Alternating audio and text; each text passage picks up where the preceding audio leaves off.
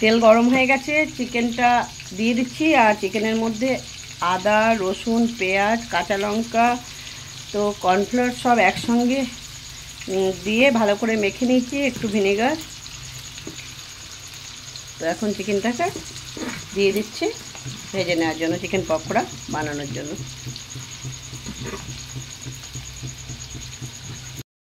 তো দেখো বন্ধুরা, চিকেন পকোড়াগুলি ভাজা হয়ে গেছে।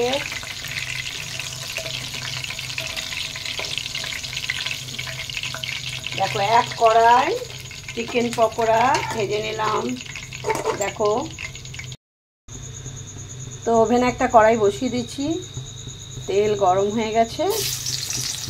এখন দিয়ে দেবো পেঁয়াজ, কাঁচা লঙ্কা আর ক্যাপসিকাম, দিয়ে ভালো করে ভেজে নেব।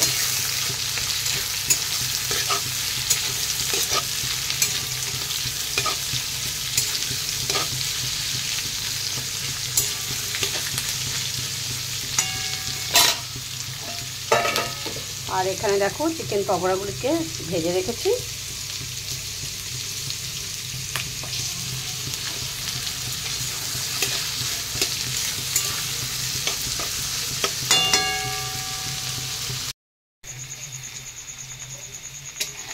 তো দেখো বন্ধুরা, পেঁয়াজ ক্যাপসিকামটাকে খুব ভালো করে ভেজে নিয়েছি। নেওয়ার পরে দিয়ে দিলাম চিকেন পকোড়াগুলি। এবার ভালো করে মিক্স করে নিচ্ছি।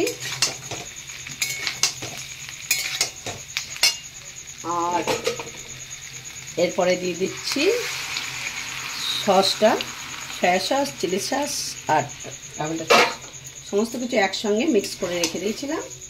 এরপরে সমস্ত কিছু ভালো করে মিশিয়ে নিচ্ছি। তো দেখো, চিলি চিকেন আমার রেডি হয়ে গেল।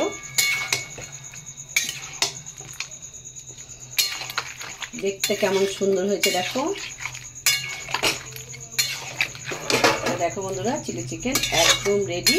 তো আমার মতো করে শর্টকাটে চিলি চিকেন বানিয়ে নিও তোমরাও। রুটির জন্য আজকে বানিয়েছি চিলি চিকেন। তো চিলি চিকেন আমার একদম রেডি বন্ধুরা। তো ভিডিওটি ভালো লাগলে লাইক করতে ভুলো না, কমেন্ট করে জানিও। আর নতুন বন্ধু হয়ে থাকলে আমার চ্যানেলটিকে সাবস্ক্রাইব করার অনুরোধ রইল। আর ভিডিওটি এখানেই শেষ করছি। ভিডিওটি দেখার জন্য ধন্যবাদ।